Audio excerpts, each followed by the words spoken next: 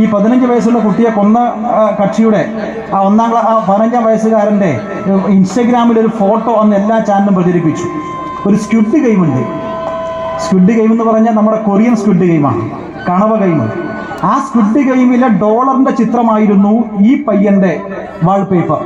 എല്ലാ മാധ്യമങ്ങളും വലിയ വാർത്തയാക്കി കൊടുത്തപ്പോൾ എൻ്റെ മനസ്സിലേക്ക് ഇത് ഓർമ്മ വന്നു. കാരണം ഒരാഴ്ച മുന്നേ എൻ്റെ സ്വന്തം വീട്ടിൽ നിന്നും ഇതിനെ സംബന്ധിച്ച് ഒരു വർത്തമാനം ഉണ്ടായിരുന്നു. അപ്പം ഞാൻ എൻ്റെ വീട്ടിലേക്ക് വിളിച്ച് ഞാൻ ചോദിച്ചു, നിങ്ങളുടെ എൻ്റെ ഒരു 3.5 വയസ്സുള്ള കുഞ്ഞ് എല്ലാ ദിവസവും മുടി കെട്ടാൻ വേണ്ടിയിട്ട് ഈ തൊത്തമ്മ കോച്ചിയെ പോലെ മുടി കെട്ടണമെന്ന് പറയുന്നു.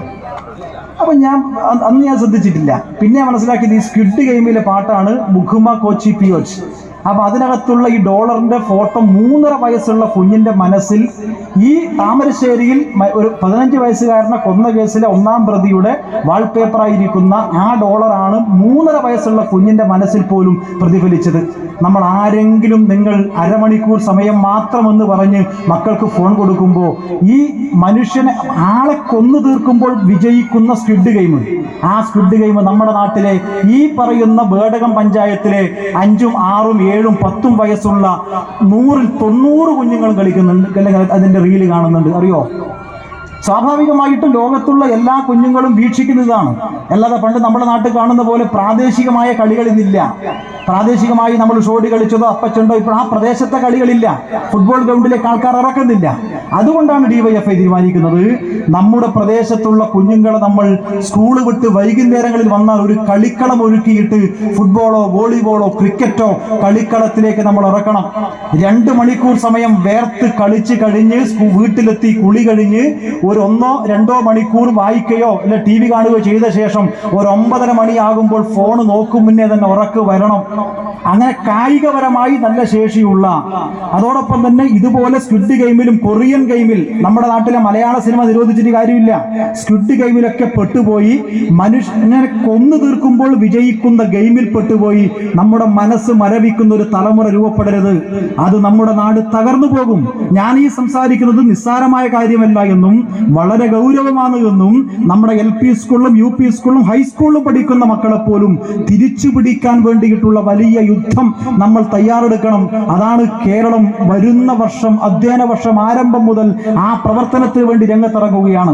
അതുകൊണ്ടാണ് ഞാൻ പറഞ്ഞത്, DYFI സംഘടിപ്പിക്കുന്ന ഈ ഫ്ലഡ് ലൈറ്റ് ഫുട്ബോൾ എന്ന് പറഞ്ഞാൽ വെറും ഒരു കളി മാത്രമല്ല. DYFIക്ക് ഇതിൽ വലിയൊരു രാഷ്ട്രീയം കൂടിയുണ്ട്. കളിക്കളത്തിലേക്ക് നമ്മുടെ ചെറുപ്പക്കാരെ രംഗത്തിറക്കുക. ഞാൻ എൻ്റെ സംസാരം അവസാനിപ്പിക്കുന്നു.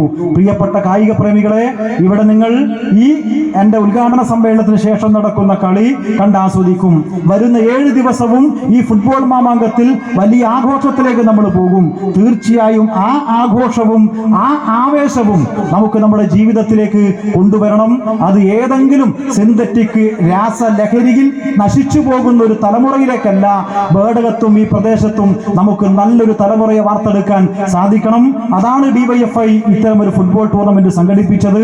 ഇത് നേതൃത്വം കൊടുത്ത DYFIയുടെ ബ്ലോക്ക് കമ്മിറ്റി, എല്ലാ പാർട്ടിയുടെയും മറ്റ് വർഗബഹുജന പ്രസ്ഥാനത്തിന്റെ എല്ലാം ഇതിന്റെ സംഘാടന സമിതിയുടെ ഭാഗമായി പ്രവർത്തിക്കുന്ന 100 കണക്കിന് മനുഷ്യർ നമ്മളെല്ലാം ചേർന്നൊരുക്കിയ ഈ ഫുട്ബോൾ ടൂർണമെന്റ് കാസർഗോഡ് ജില്ലയിലെ തന്നെ ശ്രദ്ധേയമായ ഫുട്ബോൾ ടൂർണമെന്റായി വളർന്നു വന്നിരിക്കുന്നു.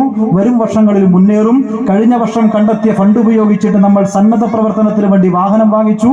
ഈ വർഷവും ഈ ഗ്യാലറി നിറഞ്ഞൊഴുകുമ്പോൾ സ്വാഭാവികമായിട്ടും നല്ല മെച്ചമുണ്ടാകും. ആ മെച്ചം ഉപയോഗപ്പെടുത്തി നമ്മുടെ നാടിനാവശ്യമായ സന്നദ്ധ സേവന പ്രവർത്തനത്തിന് വേണ്ടി DYFIക്ക് മുന്നോട്ട് വരാനും കൂടി ഈ ഗ്രൗണ്ട് ഉപകരിക്കട്ടെ എന്ന് മാത്രം അഭ്യർത്ഥിച്ചുകൊണ്ട് DYFI ബേഡകം ബ്ലോക്ക് കമ്മിറ്റി സംഘടിപ്പിക്കുന്ന ഈ ഫുട്ബോൾ മാമാങ്കം ഔപചാരികമായി ഉദ്ഘാടനം ചെയ്യുന്നു. നിർത്തുന്നു. അഭിവാദ്യങ്ങൾ.